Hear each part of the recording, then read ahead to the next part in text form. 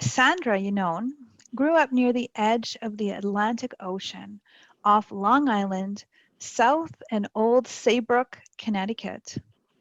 Her interest in the Titanic disaster of 1912 sparked a dialogue with Ireland, the country where Titanic was built, Belfast, and her last port of call, Cobb, formerly Queenstown, as well with other international sites connected with the disaster.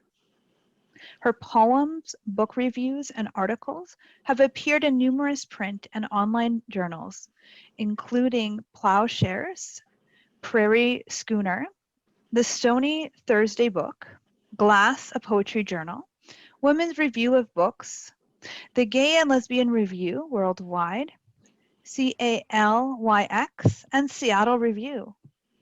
She has written numerous articles about the intersections between poetry and social justice for the monthly newspaper Works in Progress. Her work has received the Academy of American Poets Prize and an AWP Intro Award. Yannone's debut collection, Boats for Women, has just been published by Salmon Poetry. In 2021, her new book, The Glass Studio, is being published by Salmon Poetry. She earned her BA in Writing and Literature from Wheaton College, MA, an MFA from Emerson College, and a PhD in English from the University of Nebraska-Lincoln. Currently, she is a member of the faculty at the Evergreen State College in Olympia, Washington. Perfect. So without further ado, I welcome you, Sandy. Thank you so much, Steph and Sarah, Lisa, and all the board members of Park, and of course, just generally the members of Parkland Poets. I've had the pleasure to be here a couple times with you, and happy to everyone, my dear neighbors of the North. Tonight I'm joining you from actually my hometown, Saybrook, Connecticut, on the East Coast. But as Steph mentioned, I normally would be joining you from Olympia, but I'll explain why I'm here a little in a few minutes. I want to also acknowledge that normally I'm joining you from in Olympia from the Squaxin and the Squally peoples. And I'd like to do that land acknowledgement to honor where I normally am joining you from.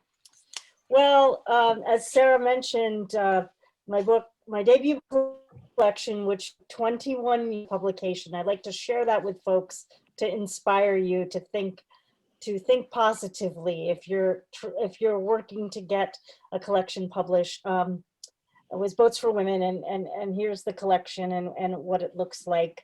I'm gonna just read 3 poems from the collection and end with a newer poem that I hope will add a little hope in these times that obviously, as you know from the news in the US, has continued to be quite tumultuous inside of the pandemic. So the book itself is in 4 sections. So I know some of you have had the occasion to see the book. The second section is something called the Decades Poems. I've written a poem for every decade of my life. And in 1994, I happened to write one about the new year. So I thought because we were in the new year, this would be the perfect poem to open up with. So this is called 1994. When the new year arrives wrapped in snow, I think nothing of the phone call or her voice or how it will change when she's pressing against my back, her tongue knocking at my ear. I am not thinking of the alphabet's wonders, the shy way she stacks letters to deliver my name, asks if I remember our meeting in one long breath. The new year just changes hands, and with palms spread open, She will come to defy body, pushing the spaces of what I know like new teeth cutting gums, little flares of bleeding. Well, the book Boats for Women is as I mentioned in 4 sections, and really the themes are silence, disaster, desire, and hope. So I'm gonna do the title poem for you that is connected to it was a political cartoon from 1920 Titanic disaster that showed a suffragist standing up in the boat. And instead of saying votes for women, it was a spoof on the fact that the maritime law was women and children first, but yet the suffragists were calling for equal rights.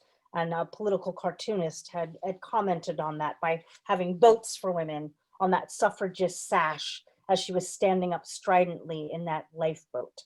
So this is the title poem, Boats for Women. Yes, the boat sank.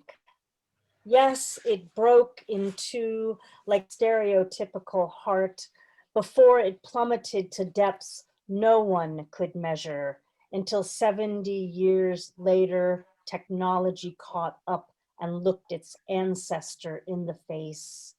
Yes is the way the years oxidize the steel, and yes wipes the name Titanic off the bow. Yes are the lifeboats, the davits, the call for women and children first. Yes are the men who cry from the decks.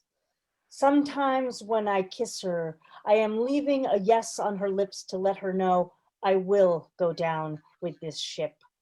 Sometimes when she whispers yes, we are staying on board. But there is always room in the lifeboats for 2 more women. Yes is the fact, if we were alive on that night, we would have lived. Well, that's Boats for Women, the title poem. And I was going to read a poem actually about Halifax, and that there was a very, very famous fire in 1917, just a few years after the disaster, the Titanic disaster, where 2 ships collided. But I'll leave that for another time. I'll come back and read that one, and instead go to a poem called The Next Years in the 4th section of the book. The reason I'm in Old Saybrook, Connecticut is I've been helping move my elder parents from my childhood home to a new, smaller, safer, more manageable home. And I thought about this poem a lot because I've single object that my parents own in the past month. And it evoked me thinking, oh, I should read this poem. About 30 years ago, my father said something to me, and that's what this poem is about.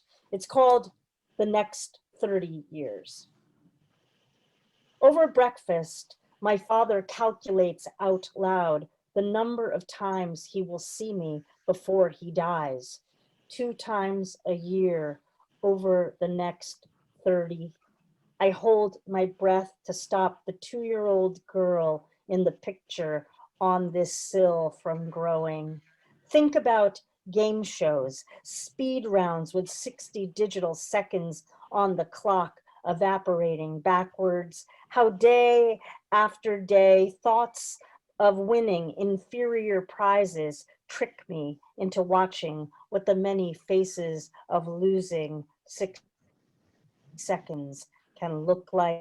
He counts spoons of sugar into his mug, stirs like a magician, pouring milk into a tight fist and waving everything effortlessly goodbye. And I see now, on this visit home, the magic in my learning to walk.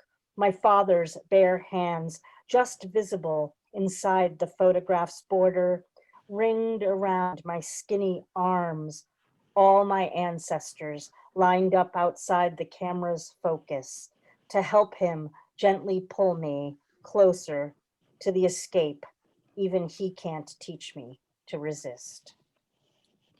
So I was calculating it, and he said that line that about he thought he'd see me about 2 more times each year for the next 30, about 25 years ago. So we've got about 5 more years maybe to go. I hope we'll get 5 more years together.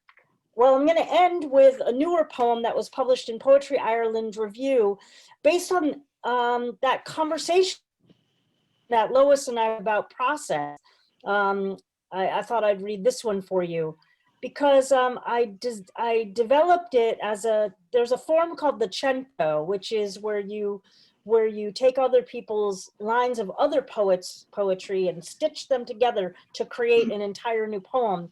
Well, I went back to old abandoned journals and did this with my own work, and I called it a self-cento as a way to honor, it turned out it was honoring one of my mentors because the notebook I had pulled it from happened to be where were some lines that things she had said to me about poetry, unbeknownst to me. And she passed away a few years ago, and I wrote this poem in homage to her.